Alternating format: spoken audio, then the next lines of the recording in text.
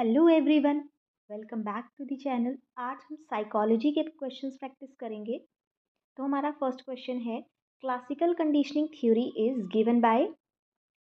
Options हैं Skinner, Pavlov, पियाजे या फिर हिलर। तो जो क्लासिकल कंडीशनिंग थ्योरी है वो इवान पावलोव ने दी है।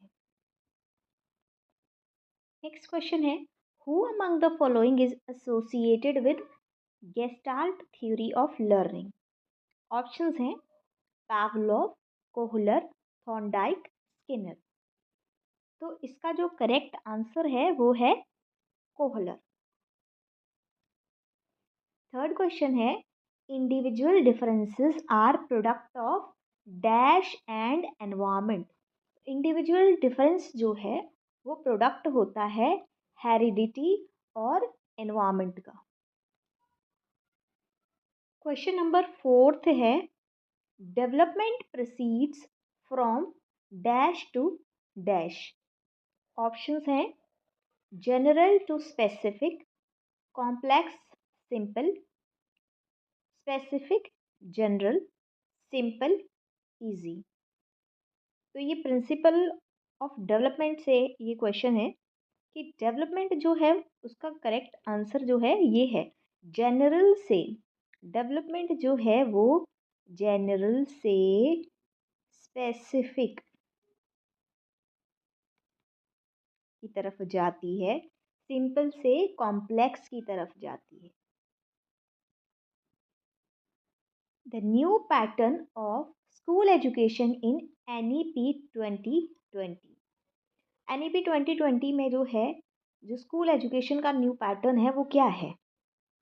ऑप्शंस हैं 5+3+4+3, 5+3+3+4, 5+3+3+5, 5+4+4+3। तो इसका जो करेक्ट आंसर है वो है ऑप्शन नंबर सेकेंड, 5+3+3+4।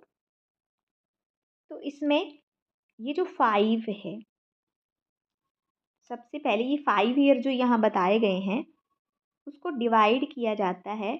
पहले 3 ईयर जो हैं, पहले 3 ईयर जो हैं वो हो गया आंगनवाड़ी, या फिर जिसको हम प्री स्कूल बोलते हैं, या फिर बाल वाटिका। नेक्स्ट 2 ईयर जो हैं, नेक्स्ट 2 ईयर आ जाएंगे फर्स्ट एंड सेकेंड क्लास। तो इस स्टेज को फाउंडेशनल स्टेज बोलते हैं। और ये नेक्स्ट 2 ईयर्स जो हैं यहाँ पर फर्स्ट एंड सेकेंड क्लास के बच्चे आ जाएंगे। फिर 3, 5+3+3 का है तो 3 जो है यहाँ पर जो है थर्ड से लेके फिफ्थ तक की क्लास के बच्चे आ जाएंगे। नेक्स्ट 3 जो है वहाँ 6 to 8 क्लास के बच्चे इंक्लूड। और फिर ये जो 4 है ये आता है 9th से लेके 12th क्लास।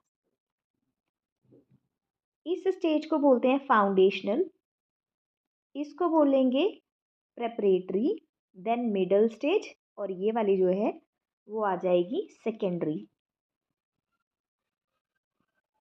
नेक्स्ट क्वेश्चन है, who is father of experimental psychology. Options हैं बोरिंग, हल, वुंट, टोलमैन। तो इसका करेक्ट आंसर जो है वो है विलियम वुंट, जो है वो एक्सपेरिमेंटल साइकोलॉजी के फादर हैं। Area of individual difference is, इनमें से कौन सा जो है वो एरिया है इंडिविजुअल डिफरेंस का? इंटेलिजेंस, पर्सनालिटी, एप्टीट्यूड, या फिर ऑल ऑफ द अबव। तो जो इंडिविजुअल डिफरेंसेस होते हैं वो किसी भी बेसिस पर हो सकते हैं। पर्सन जो है वो डिफरेंट डिफरेंट बेसिस पे एक दूसरे से अलग हो सकता है। इंटेलिजेंस के बेसिस पर हो सकता है, पर्सनालिटी ट्रेट्स उसकी अलग हो सकती हैं, एप्टीट्यूड अलग हो सकता है, या और भी कई जो हैं वो एरिया हो सकते हैं इंडिविजुअल डिफरेंसेस के। तो यहाँ पर जो है ये सभी जो हैं करेक्ट हैं। नेक्स्ट क्वेश्चन है, student of disadvantages groups should be taught along with the normal student. It implies, ये बोल रहा है कि जो भी डिसएडवांटेजेस ग्रुप्स हैं उनके जो स्टूडेंट्स हैं वो नॉर्मल स्टूडेंट्स के साथ एक साथ पढ़ें। तो इसको हम क्या कहेंगे? क्या इसको स्पेशल एजुकेशन बोलेंगे, एक्सक्लूसिव एजुकेशन बोलेंगे, इंटीग्रेटेड एजुकेशन या फिर इंक्लूसिव एजुकेशन? तो सभी स्टूडेंट्स को एक क्लासरूम में अगर हम इंक्लूड कर रहे हैं तो उसको बोलते हैं इंक्लूसिव एजुकेशन। नेक्स्ट क्वेश्चन है, who has central place in education according to child psychology?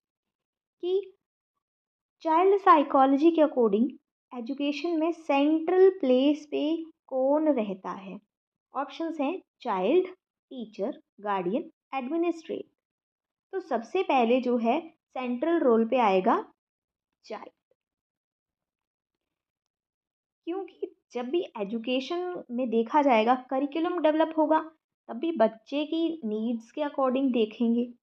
ठीक है, अगर टीचर क्लास में पढ़ा रहा है, कंटेंट लेके आएगा, वो भी बच्चे के अकॉर्डिंग ही होगा, बच्चे की क्या ज़रूरतें हैं, टीचिंग मेथड कौन सा होना चाहिए, हर एक चीज़ जो है वो कहीं ना कहीं जो है बच्चे को ध्यान में रख के जो है वो की जाती है।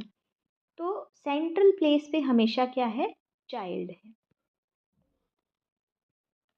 Which of the following is true statement corresponding to cephalocaudal principle of child development?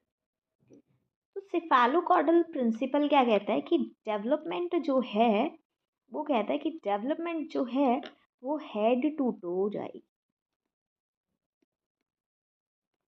ठीक है, तो यहाँ पर जो है development is from head to foot, development is from foot to head, तो ये नहीं होगा, फुट टू हेड तो डेवलपमेंट नहीं होगी। Development is from middle to periphery या फिर develop none of the above. तो इसका जो करेक्ट आंसर है वो यही है कि हेड से टो की तरफ को या हेड से फुट की तरफ को डेवलपमेंट होगी तो हम उसे कहेंगे सिफेलोकॉर्डल डेवलपमेंट। इसके अलावा हमारे पास एक और डेवलपमेंट होती है जिसको हम बोलते हैं प्रॉक्सिमो प्रॉक्सिमो डिस्टल।